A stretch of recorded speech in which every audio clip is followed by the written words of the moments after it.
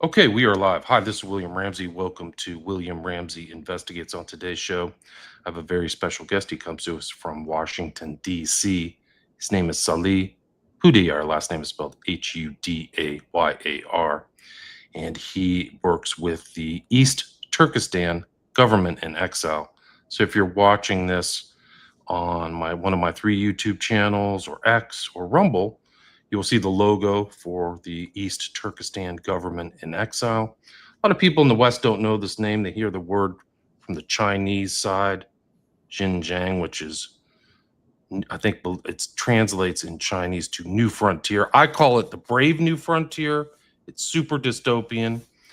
He's not my first guest to discuss East Turkestan. I had a guy on 6 years ago from Australia. His name was Arslan Hediat, and things have really kind of accelerated in this environment. And his name came across my desk, and it just turned on a light bulb. I'm like, oh, I should follow up on this because there's so many themes that are happening. I think in East Turkestan, in the world at large, even in the United States, this kind of cultural engineering. I think East Turkestan's super Orwellian. I try to add it to the title, but all my titles are like 100 letters, so I can't put in all the words I want to put in. But there's a lot to talk about, and I'm really glad that he's here. So, Salih Hudayar, welcome to the show. Thank you for having me. For people who haven't heard your name or aren't familiar with East Turkestan or the East Turkestan government in exile, can you just kind of talk about your background, how you ended up in Washington, D.C., and kind of lead up to what's going on in East Turkestan in 2025? Yes. My name is Salih Hudayar. I am an Uyghur. I was born in East Turkestan, in Atush, East Turkestan, which is about 45 kilometers northwest of Kashgar. A lot of people are more familiar with Kashgar because it is historical capital of East Turkestan, as well as the cultural capital of East Turkestan today. Uh, I was born in East Turkestan, and my father was forced to flee East Turkestan in 1995, following the Chinese government's, uh, campaigns to suppress our nascent or resurging independence movement following the fall of the Soviet Union. So East Turkestan, the reason it's called East Turkestan was historically all of Central Asia used to be one entity known as Turkestan. It had smaller kingdoms inside it, but as a whole, for outsiders, it was known as Turkestan since the 5th century CE. In the 18th century, the Russians began invading East Turkestan from the west. Invading Turkestan from the west, and the Chinese from the Manchu Qing dynasty from the east. So, in 1730 was the first time that Turkestan began to become distinguished between east and west. 1730, and East Turkestan was, again, geographically, as you can see, there's this mountain range. East of that mountain range, the Taurtag Mountains, and east of Kashgar became known as East Turkestan, and the west of that became known as West Turkestan. In 1759, the Qing Empire invaded East Turkestan. The Manchu Qing dynasty invaded East Turkestan and annexed it as a military colony, whereas the Russian Empire invaded and occupied West Turkestan. And the Qing Empire initially governed East Turkestan as a military colony from 1759 to about 1864, during which the people of East Turkestan organized 42 major uprisings against the Qing Empire. And in 1865, we succeeded in restoring our independence as the state of Yettishar, or which is known as the Seven Cities, referring to the most prominent 7 cities in East Turkestan. And historically, on maps, it was known as East Turkestan. In 1876, the Manchu Qing Empire reinvaded East Turkestan, and in 1884, they annexed it as Xinjiang, meaning the new territory or the new frontier, or if you look at the original English-Chinese dictionary from 1893, the colony. during the 20th century, the East Turkestani people continued to resist against the Qing Empire. The Qing Empire fell in 1912 after the Chinese Revolution, and we had our own independence movement that led to the establishment of the first East Turkestan Republic in November 12th, 1933, which was overthrown by a combination of Soviet and Chinese forces in 1934, and then we reestablished our independence again in 1944 as the East Turkestan Republic once again. And this time, the Soviets initially supported it because of their own geopolitical calculations at the time. However, in 1949, the Soviets supported Mao in invading and occupying East Turkestan. Prior to the Chinese invasion, Mao called the leaders, the top senior leaders of the East Turkestan Republic, to a meeting in Almaty, and there they were assassinated. And then the Soviet Union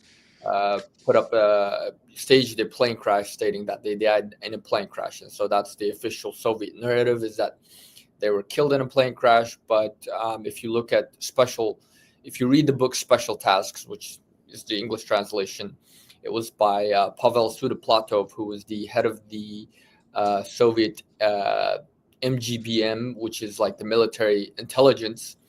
And he wrote this book. He published this after the fall of the Soviet Union.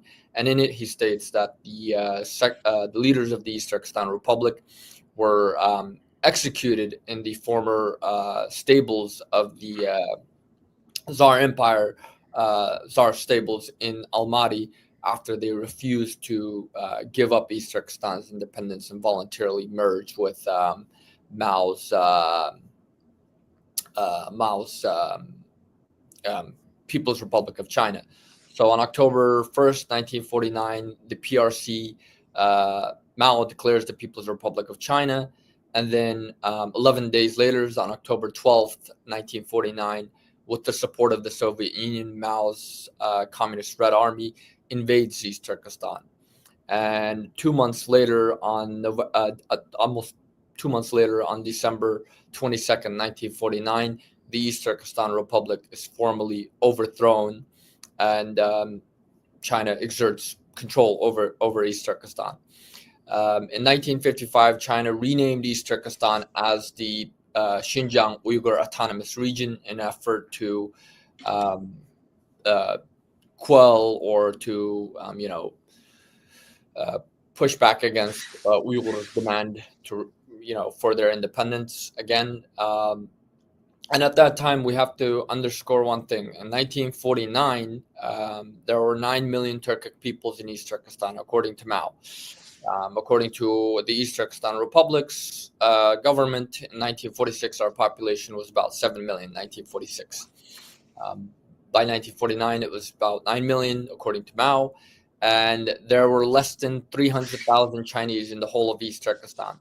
And that is the Chinese soldiers and their civil servants that they sent to conquer East Turkestan.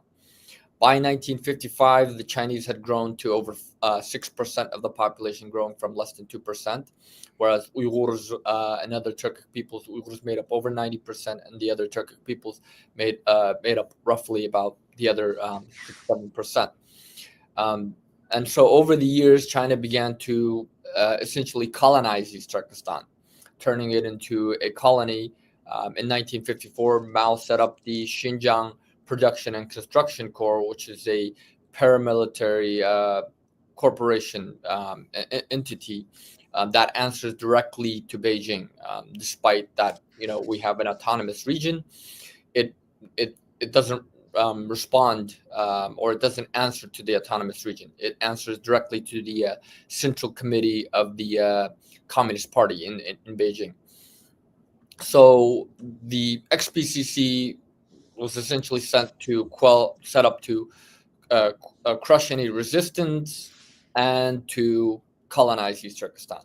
So by the course of history, by 1990s, by the time of the fall of the Soviet Union, the Chinese population grew from less than 2% at the time of invasion to over 30%, whereas the Uyghur population went from over 90% of the population to less than 60% by 1990, by the fall of the Soviet Union.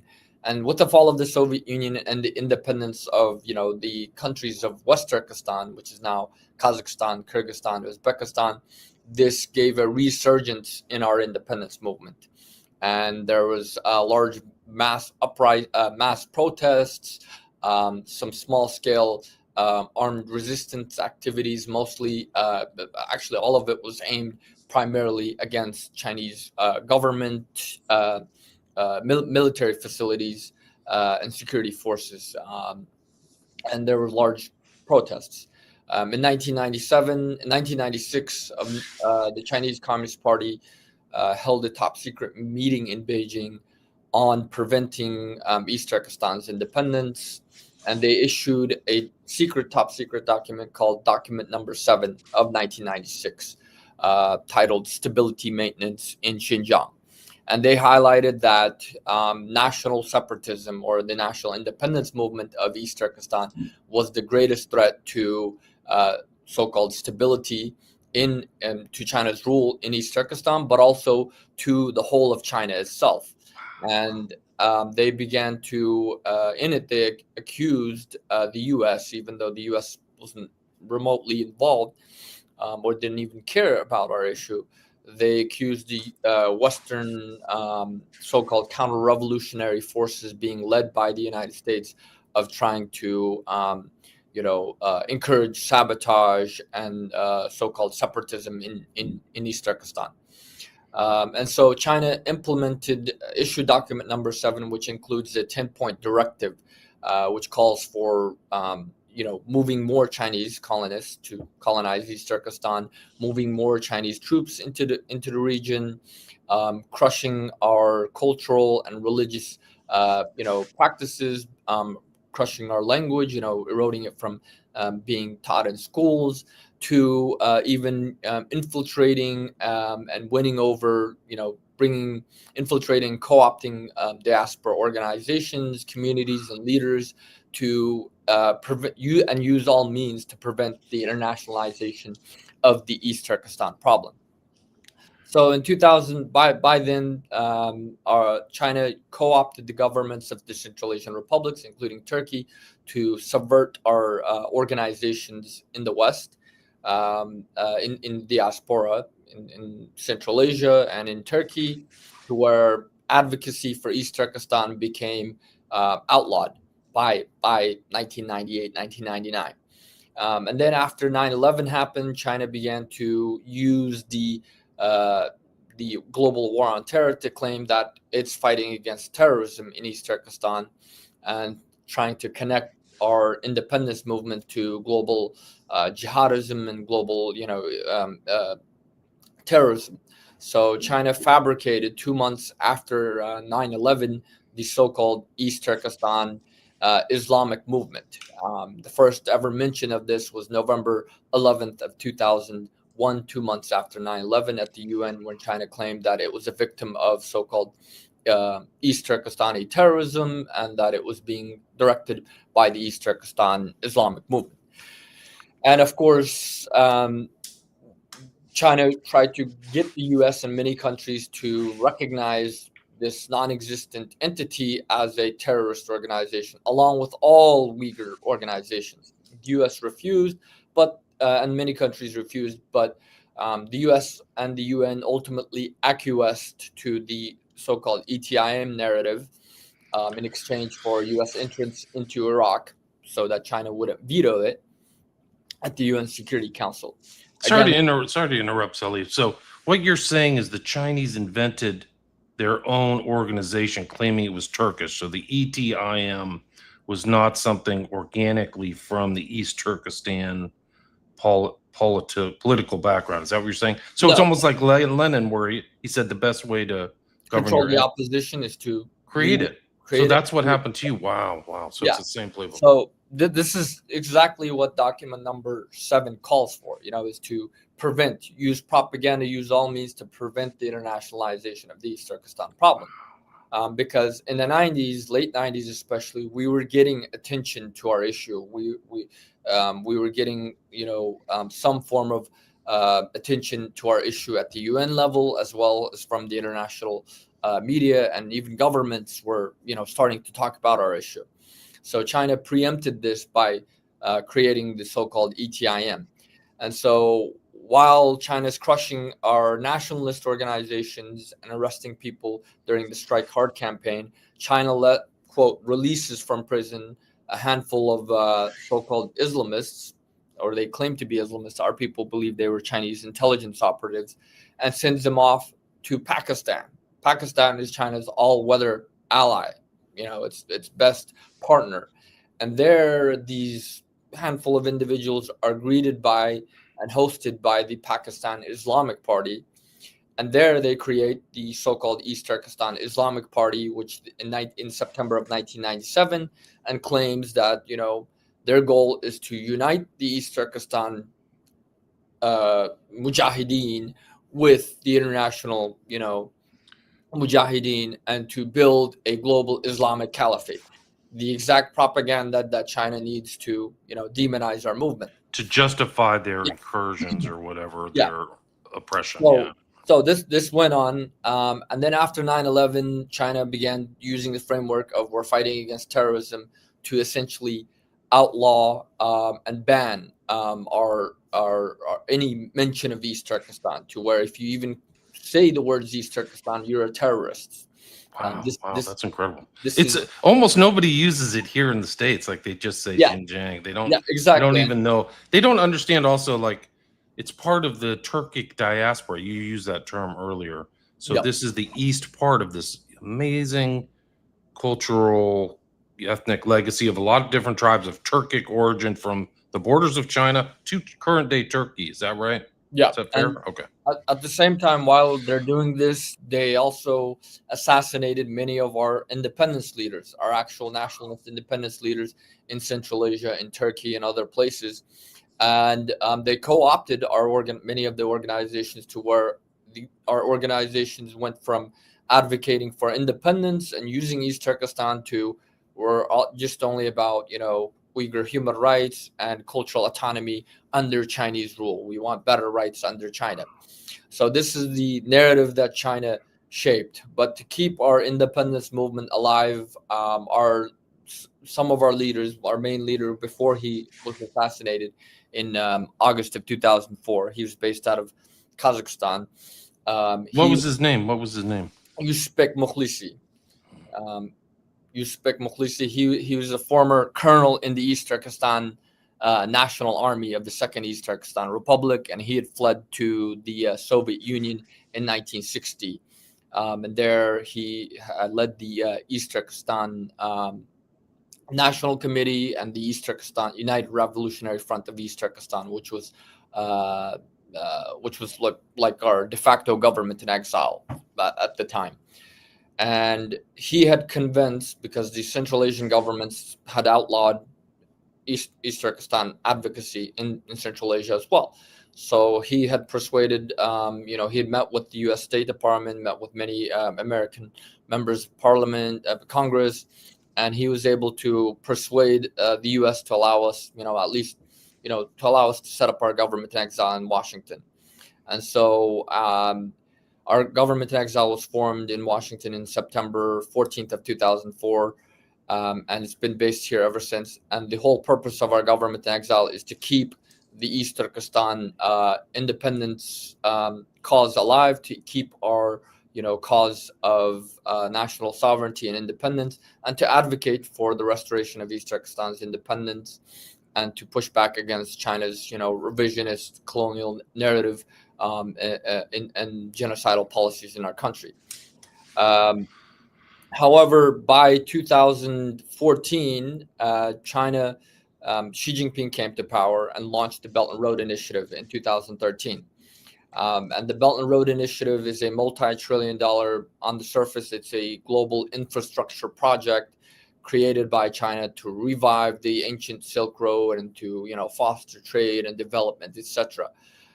That's the surface level, but in reality, it's China's foundation for global expansion and global domination, because many of these uh, infrastructure and whatever projects that China is investing in, it's about control of key ports, including seaports, key railway, key airports, to where it facilitates both trade and dominance for China.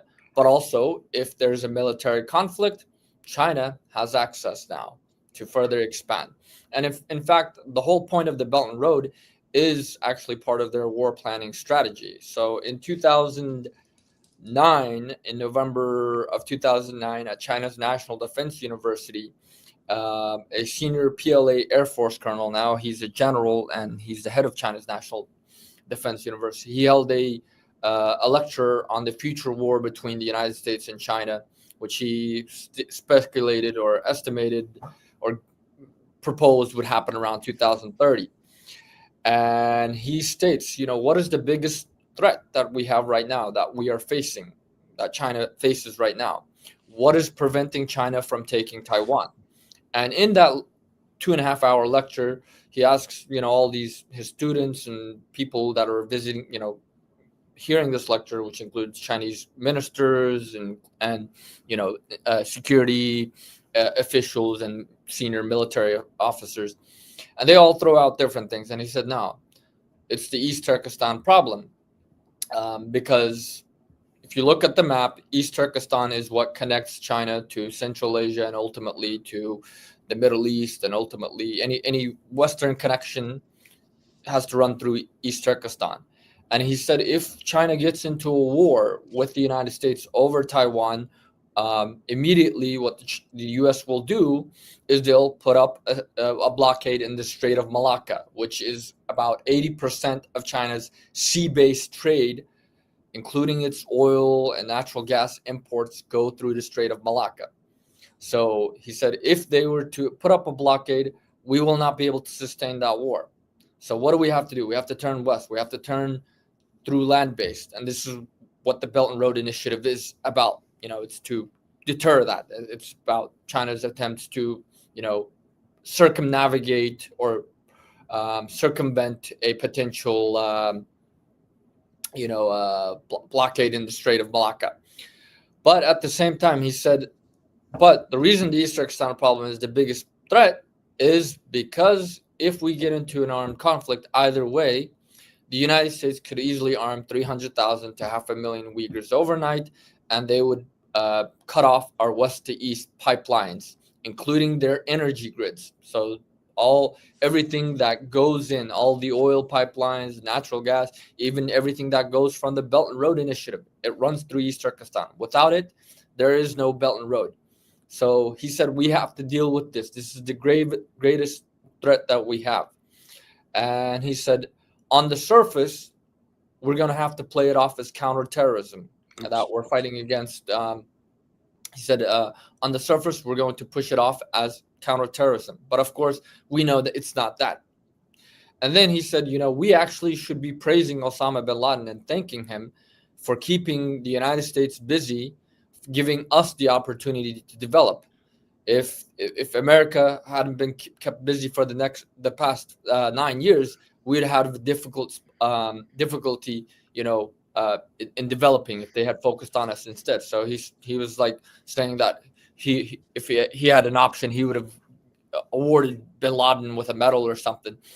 So this is what it's all about: the Belt and Road Initiative and China's, pre-war planning strategy, you could say, in the sense that they fear that the people of East Turkestan, which we have always been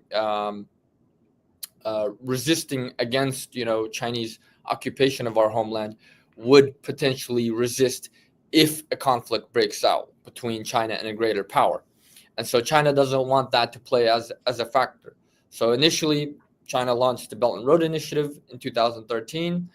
And Xi Jinping, in his opening statement that he made in Kazakhstan, he said by the end of this century, the world will speak Chinese. And he's not saying that in a in a figurative way. He's being very literal about it, because if you look at everything that's being tied with the Belt and Road Initiative, there's another soft power thing, which is China's opening up Confucius institutes, requiring all these countries to open up Chinese schools and teach Chinese language in their countries. And we're talking about countries as far as countries like Belarus in Europe to countries in Africa.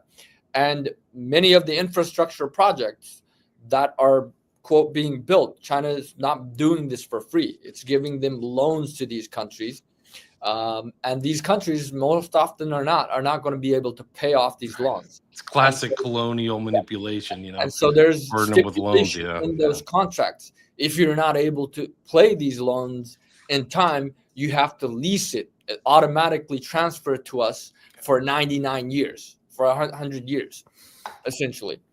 But they put 99 years. So this is the classical thing. Right, so new colonialism. It's the same as the Europeans used to do it. Now it's Chinese, right? And now all over Africa. I've heard the Belt and Road reaches all the way to the Balkans, like literally north of Greece. Exactly. And all that stuff, like Belarus, Serbia, all of the, even Kosovo is being, even Bosnia is being implemented. Prepped, Italy, it reaches Latin America as well, Africa, and many of the things is the Chinese government is sending their labor. So they're saying, we will build these roads for you. We will invest, but we're going to use our own labor. So they're bringing in Chinese, hundreds of thousands of Chinese males to these countries, and they're setting up mini colonies inside those countries.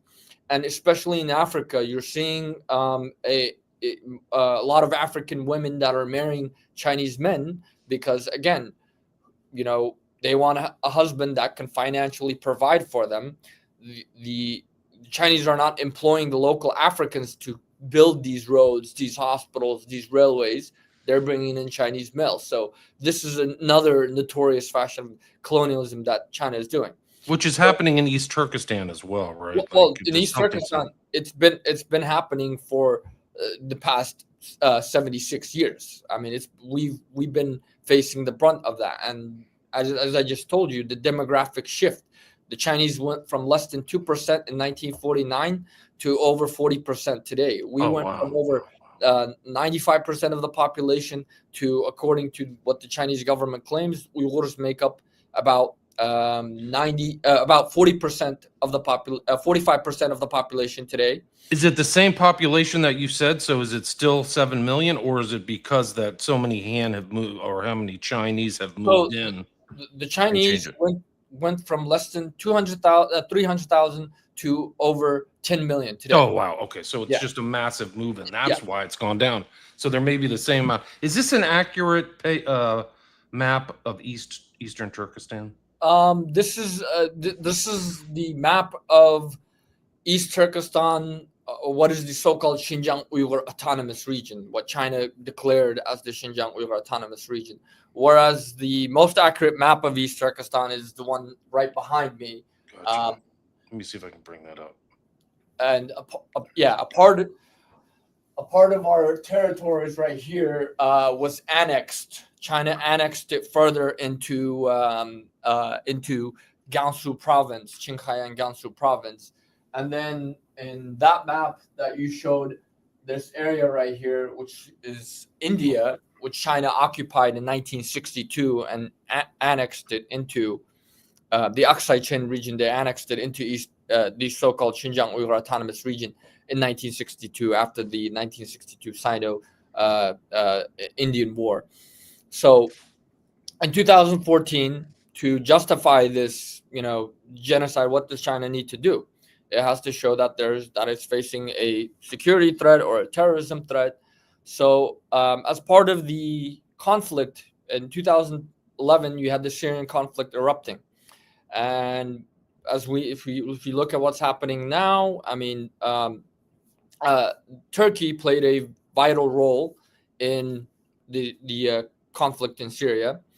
And so Erdogan, Xi Jinping visited Ankara, visited Turkey in February of 2012, and again they discussed cooperation on Syria and trade. 2 months later, Erdogan visits in April of 2012, visits both East Turkestan and China. And again, the agenda is Syria and trade.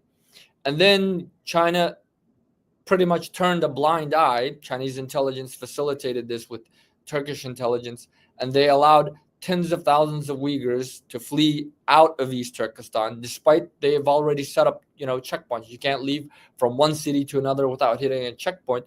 But about 30,000 Uyghurs were allowed to leave by Chinese intelligence Chinese and Turkish intelligence networks, where they fled through East Turkestan into Southeast Asia, into Thailand, Vietnam, Malaysia, and then they were, quote, rescued by Turkish NGOs and brought over to Turkey and then bussed into Syria. This happened between 2012 and 2014.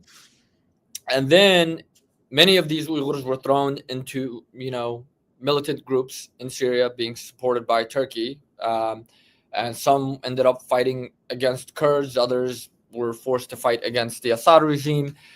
And then they began creating propaganda videos. Initially, the Chinese government claimed that it's fighting against terrorism.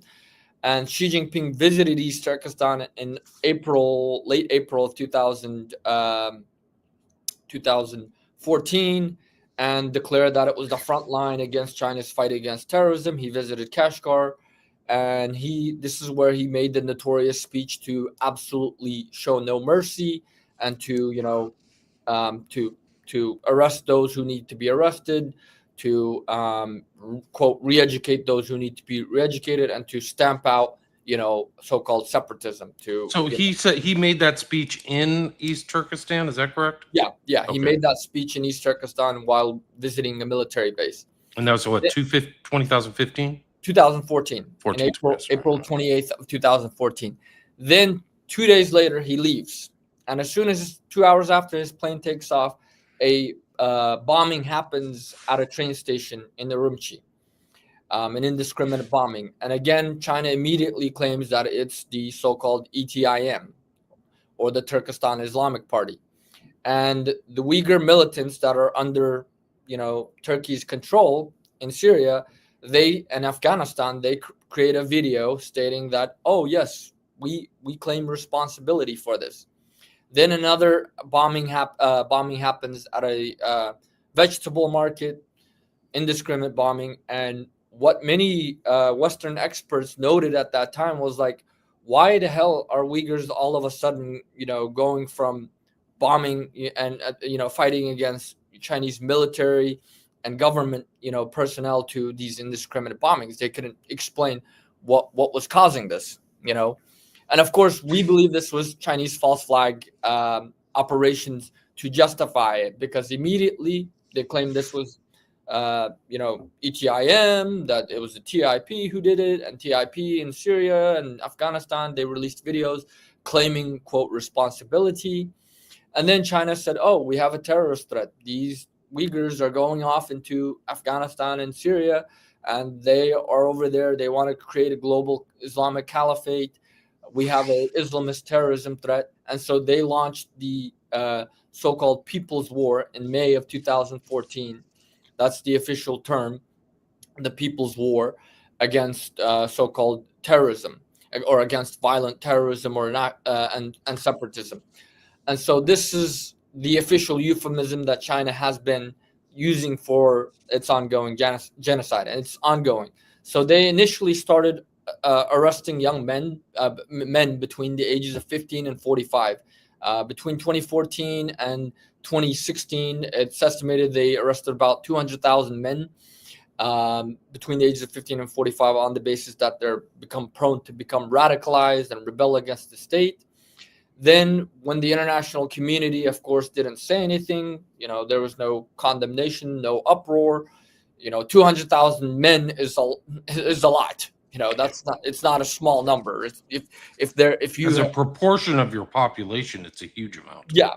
Well, even to say that, oh, you have a terrorist threat and you arrested 200,000, quote, terrorists. That's something else. That's not terrorism right there. that means you have a different problem. But of course, this is the game that China plays, and the international community buys into it.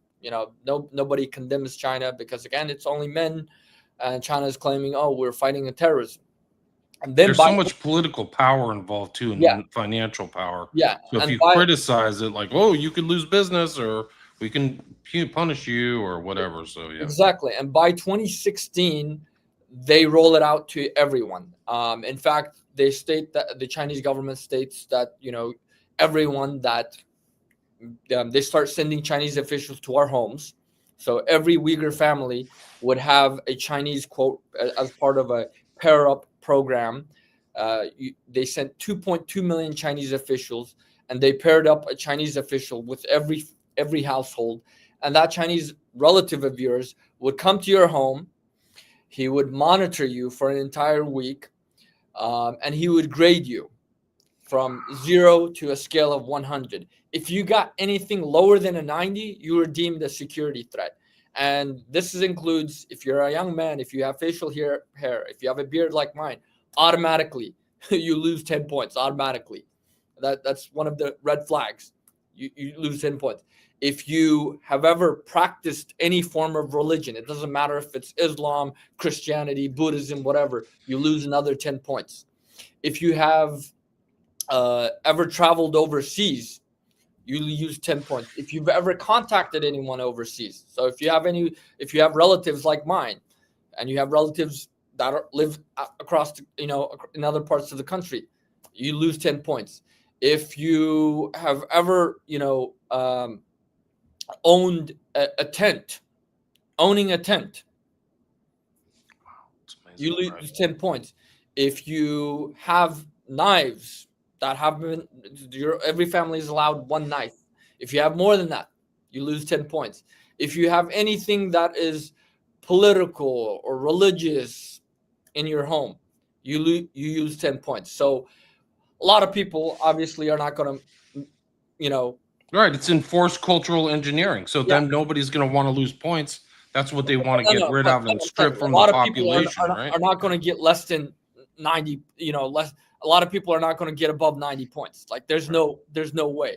Right. There's no way. If you're a young man and you have, like if you have weights in your home, if you have like, arm dumbbells and stuff like that, or a gym or bench press, anything like that, you lose 10 points because, again, you're training to rebel against the state. That's why if you're not training to look good for yourself or feel healthy or to look good for the ladies or something. You're engaging in, fitness to rebel against the Chinese state. This is the level of paranoia. And then if you refuse, like the Chinese government, because we're Muslim, if your Chinese government minder brings pork to you and you refuse to eat it, you lose 10 points because, again, you're an extremist. You must be a terrorist for refusing to eat pork. If they offer you cigarettes and you refuse to smoke that cigarette, you lose 10 points because, again, you must be a religious fanatic if you want to, an extremist for refusing to smoke because, again, smoking is, quote, haram. Eating pork is haram. Same thing with alcohol. If they bring alcohol and they ask you to drink it, you refuse, the same thing. If you have women in your household, and you've probably seen videos of it. There's videos of this where the Chinese government itself promotes this as, uniting the two ethnic groups like pomegranates, where they will force our women to sleep with the Chinese, to share the same bed as our Chinese government minder, which is always a male. And if we refuse, you're an extremist. So if you refuse to be raped, you're an extremist, you're a terrorist, you're sent to the concentration camps. Initially, the U.S. Department of War in 2019 estimated that there was at least 3 million or more Uyghurs that had been sent to the concentration camps. And they have over 1,400 concentration camps across East Turkestan. And China initially denied it, instead and called it, re-education camps. These aren't concentration camps. These are re-education centers where, these people have been infected by, extremist thoughts, illegal thinking that needs to be corrected. So we're providing them with we're re-educating them, we're teaching them the Chinese language, we're eliminating their extremist behaviors and thoughts and so forth. This is the way the Chinese government portrayed it. However, when you look at satellite imagery, because you can find this on Google Earth, if you look at the imagery of these camps, because luckily there's, you can see when these camps were starting to be built. The foundations for these camps were made, because they have to clear the lands, they have to bulldoze it, excavate it, etc. They were done as early as 2011, 2012 in many cases. So China was planning this long before it officially rolled it out. And They're so, huge dystopian, yeah, so-called, their euphemism is re-education and it, it, something else it's facility. It's yeah, it's essentially concentration camps because they have training. Well, you're getting training there too. yeah, they have supposedly. high barbed wire, high walls, barbed wire fences, watchtowers. Nobody can enter, nobody can Yeah, leave. mega surveillance too. So it's Yeah, not just yeah. like that. Like you're a surveillance state now. Yeah. So in 2020, in September of 2020, after the international community began to, condemn what China was doing, these, the horror of these concentration camps, China released a white paper claiming that they provided us with vocational education and training, and that these weren't concentration camps, but these were indeed vocational training facilities where we were being provided with, job training, Chinese language instructions, etc., to, uplift us from poverty. And you have billionaires, you have Uyghur billionaires that are in these camps, were thrown into these camps. They're not poor. They're not poor. You have businessmen. You have, It's also labor too. Like it's not a camp. You're there doing hard labor. yeah. So this is where China began, after the international community began to call out these concentration camps. China stated that these were vocational training facilities. And in that white paper, the Chinese government admitted that between 2014 and the end of 2019, that every year they provided 1.29 million Uyghurs with so-called vocational training in these camps, or roughly 7.8 million of our people were thrown into these camps for vocational training. And then they stated that they provided, many of them graduated these vocational training camps, and they uplifted 3.5 million of our people, Uyghurs, and provided them with stable jobs. So 3.5 million out of that number was thrown into slave labor, forced labor facilities. And thousands, hundreds of thousands of our people, our youth especially, were moved out of East Turkestan to work in Chinese factories across China. Wow. So they were not just in East Turkestan, they're taken through China. To disperse our population. Right. On top of that, over 1 million of our children were forcibly taken from their parents and put into state-run boarding schools, because again, before by 2000, the Chinese government had implemented a so-called bilingual education policy, which is essentially monolingual. And bilingual meaning after you finish high school, you can learn Uyghur. Until then, everything is in Chinese. So this is the way that they had educated the education system. However, they learned that, even though you separate the kids and educate them in Chinese in schools, they still are going to end up going home. They still interact with their parents, and they're still going to, keep their language alive at home, because their parents are going to speak to them in Uyghur and not Chinese. They're still going to be able to keep part of their culture and, alive. So the Chinese government is like, oh, how do we deal with this? Oh, well, we need to separate these kids from their parents. So they forcibly separated 1 million children from their parents and put them up into so-called boarding schools, which are essentially internment camps for children. Because again, barbed wire fencing, security checkpoints, high watchtowers, just like the concentration camps. You can't go in or out. You can't even visit your children.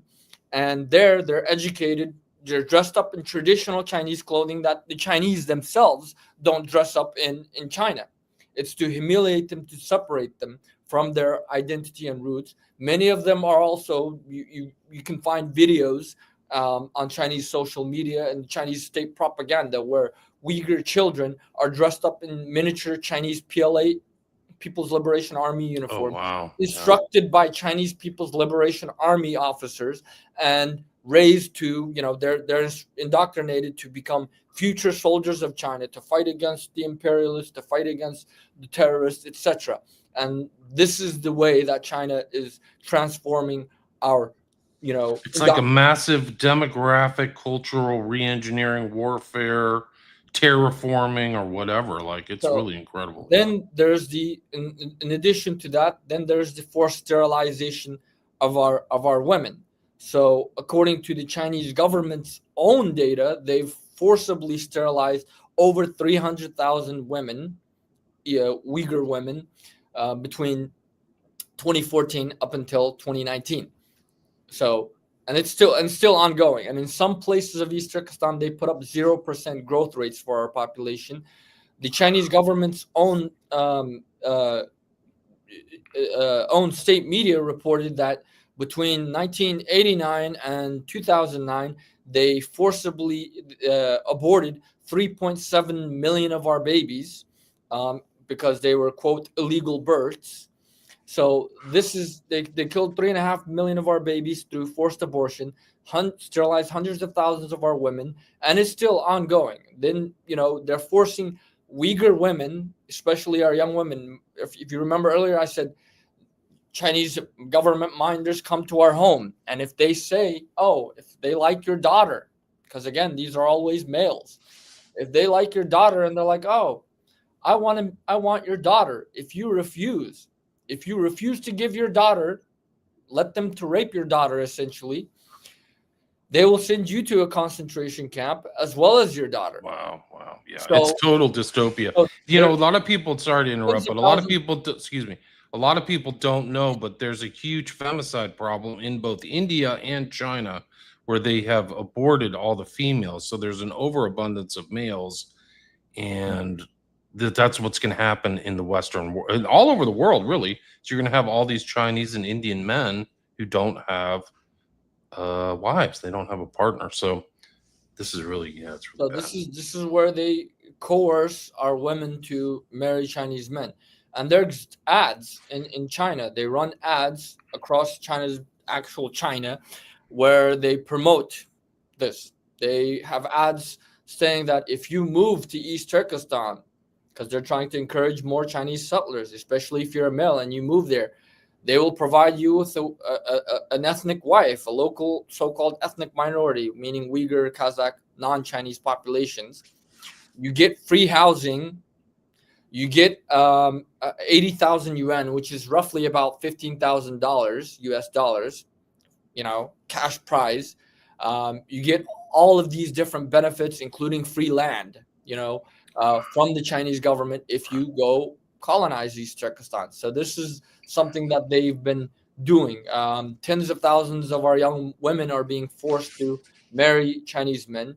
Then there's the organ harvesting aspect, which the international community is not really paying a whole lot of attention to. So before 2014, before China officially launched its genocidal campaign, the organ transplant industry every year in China there's about, quote, 5,000 to 6,000 organ transplants a year. By the end of 2014, that skyrocketed to over 50,000 organ transplants. Where's those organs coming from? The Uyghurs, because Chinese government, not only did they, before they took us into these camps, they took our DNA samples, our voice prints, and retina scans. In 2018, Chinese state media, Xinhua, which is their official state media, reported that they collected the DNA samples, voice prints, and retina scans of 36 million non-Chinese peoples, so-called ethnic minorities. That's the term they used. Ethnic minorities, meaning non-Chinese peoples. So Uyghurs, Kazakhs, etc. Between the ages of 12 and 65 under a voluntary free health checks for all program. Right. It's not, They're always doing it with the most beneficent, yeah, of course good it's not intentions, right? Yeah. voluntary, Yeah. it's mandatory, and it's not a health check. They're doing that to, collect your data and then to match organs. And many of these Uyghurs are being killed on demand because our organs are being sold to wealthy Muslims from the Middle East and other parts of the world. Even today, right now, if you were to go to China, you can go to China, you'll wait maybe 72 hours and they'll have a fresh organ for you. Like this. You just It's a huge cash cow. you Yeah. gotta pay. Yeah, you gotta pay a lot of money, but they'll get it to you within 72 hours. You can get an organ transplant. And where are these so-called halal organs coming from? It's coming from the Uyghurs. They built a lot of crematorias initially to hide the fact that we're dying. According to organ harvesting experts and researchers like Ethan Gutman, anywhere from 25,000 to 50,000 Uyghurs between the ages of 18 to 30 are being killed every single year, specifically for their organs. So this is a part of the genocidal aspect that no one really is talking a whole lot about. I mean, there's been some attention, but not a whole lot of attention from the international media, not a whole lot of attention and condemnation from global governments, unfortunately. Yeah, it's disgusting. It's really sick, like what's going on there. And is this map accurate of all these little, forced internment camps and facilities and all that stuff? Does that look familiar to you? Yep. The Xinjiang Data Project. Wow. It's just like it's not in our news here in the States at all. It's not covered, at least as far to my knowledge. I mean, the mass media here is super corrupt in the United States. I mean, initially, we had some coverage, we had some outcry from the international community. We were like one of the things that I was successful in doing with the government in exile was getting global recognition of and condemnation of this genocide. We were able to get initially the Canadian Parliament to recognize it as a genocide and to condemn it, then followed by the U.S. Parliament, U.S. Congress, and an official genocide designation by the U.S. State Department in January 2021. But despite the recognitions, there has been no meaningful action to stop it. We filed a complaint before the International Criminal Court. In July of 2020, we filed 5 additional dossiers of evidence calling on the International Criminal Court to investigate and prosecute, Chinese officials for genocide and crimes against humanity. But again, because governments and corporations are, involved in business and, quote, diplomacy and economics with China, they're reluctant to, to do anything that would harm their business interests connected to China. And that's why they're turning a blind eye. And yet we hear never again every year, governments, every, Holocaust Memorial Remembrance Day, they, vow never again. But never again is happening right now in the 21st century. Right now, our people continue to be enslaved. Our people continue to be sterilized. According to China's own judicial data, 578,500 Uyghurs and other Turkic peoples are serving anywhere from 5 years to life in prison. And this might seem like a small number or not like a whole large number, but when you look at it, East Turkestan, we make up less than 2% of the official population of the total PRC, right? We make up less than 2%. And in that, Uyghurs make up less than 1% of the total population of the PRC. Yet we make up over 33% of the total legally, imprisoned population. We're the most we're the most incarcerated people in the world. You won't find any percentage-wise, right? Yeah, that is incarcerated as much, even number-wise, percentage-wise, number-wise. There's no one as much incarcerated as imprisoned as the Uyghurs. And this is happening right now in 2025. Of course, China continues to whitewash it. China claims that, oh, we provided them with jobs, we're fighting against terrorism, we're bringing them development, and that Uyghurs are happy.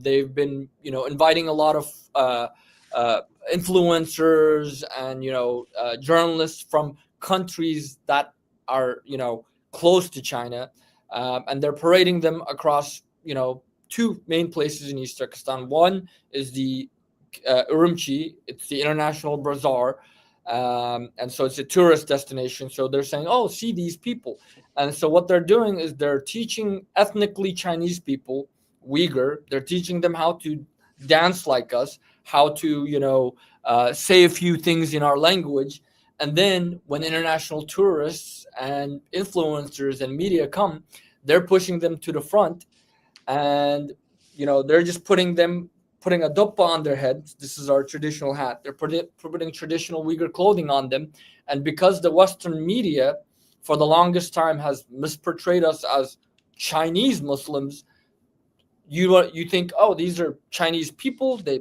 since they're Chinese, they must look Chinese, you know, and since they're Muslim, well, if they have a hat and they're wearing our traditional clothes, these must be the Chinese Muslims. These must be those Uyghurs that we're hearing about.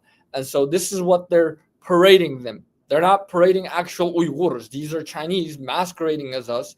Um, and the Western audience, other people can't tell them, distinguish them, because, again, they're wearing our hats.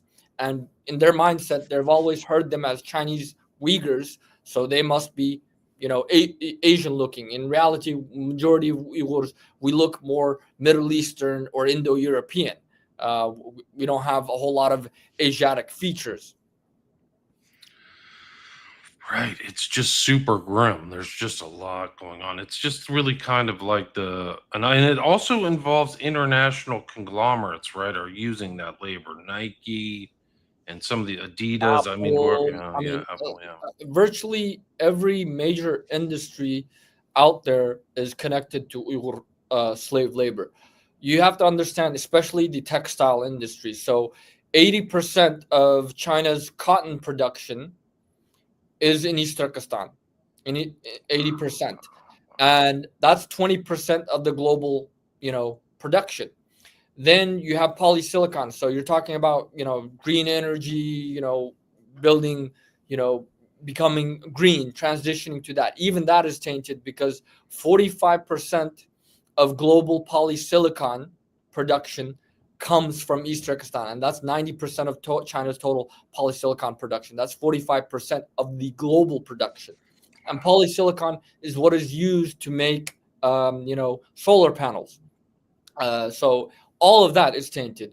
You have even tomatoes. We produce about 25% of global tomato production comes from East Turkestan. So Heinz, companies like this, your ketchup is Wow. coming from. Wow, that's incredible. I had no idea. So it, and then aside from that, as I mentioned earlier, hundreds of thousands of our people have been forcibly moved out of East Turkestan to Chinese factories across China to work, from producing everything from, electronic, from your phones to electronic components to textiles to toys. So virtually every industry is tainted. And, those companies, they've refused to pull out of China. They continue to, you know, in fact, many of them lobbied the U.S. government or U.S. Congress to push back against specific bills like the Uyghur Forced Labor Prevention Act and other bills that would hold them accountable. So this is the problem that we're having: is you have corporate interests that are, shaping how Right. governments respond to this humanitarian crisis. Yeah, it really is a global issue, guys. People need to watch out. This is just going to be ongoing, and these kind of things like the surveillance and moved into concentration camps and things like that are something people should be aware of. And certainly about the predicament of East Turkestan. So, Lee, we're at the 60-minute mark. Is there anything you'd like to add before Well, we wrap it up? yeah, like one thing I'd like to add is the fact that what's happening in East Turkestan is actually, in many ways, a test case especially the surveillance technology, the facial recognition technology. All of that is actually a test phase, and those technologies were given to China by Western companies, like Oracle, like others who are, continuing to manage, a lot of data in the West as well. And China has perfected that. They use East Turkestan specifically as a test case for their products that are now being implemented in the West and across the world as well. So speaking out against this is speaking out for your own privacy, speaking out for your own, future. Um, Right. and at the end of the day, like right now, everyone's saying, what can we do about it? One thing that we can do is speak out. Google the Uyghur genocide, learn more about this, speak out, organize events, try to raise awareness, write letters, call your members of Congress, tell them to act against this. Um, invite Uyghurs to speak and give you more information about this, at your local church, community center, etc. Um, Other things that we need to really focus on is like, okay, what can we do to stop this?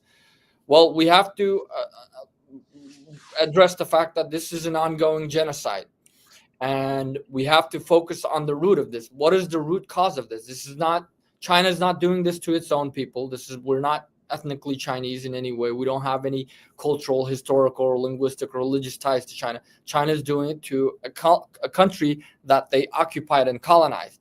So this is an issue that we need to understand. East Turkestan is not a part of China. China is occupying and colonizing another nation.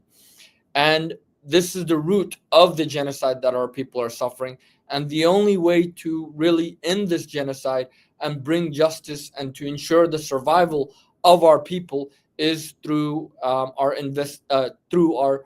independence, restoring our independence and national self-determination. So this is something that we need to call out for, is to condemn Chinese occupation and colonization along with the genocide, and to demand that the United Nations and other entities, governments that claim to be against colonialism, that claim to support the right to self-determination, support the Uyghur people's right to self-determination, and support their cause for decolonization and independence. And Salih, where can people reach out to you? How can they find the East Turkestan government in exile? So they can visit us on our website at east-turkistan.net, east-turkistan.net. They can follow our government in exile at ETExileGov on Facebook, Twitter, LinkedIn, Instagram. They can follow me at Salih Hudayar on social media, across all those platforms. Yeah, I saw you. I just followed you on X, so I know you're on there. I'll put links to that. I'll put links to your website and the government in exile. And people need to see this dystopian kind of hellscape that's there now. These things get utilized, and then they figure out how to implement them elsewhere. So it's a warning to us all. And people, call your local congressperson. So thanks so much, Sully. Thank you for your time. Really appreciate it. Thank you again for giving us the opportunity. Awesome. Stay there.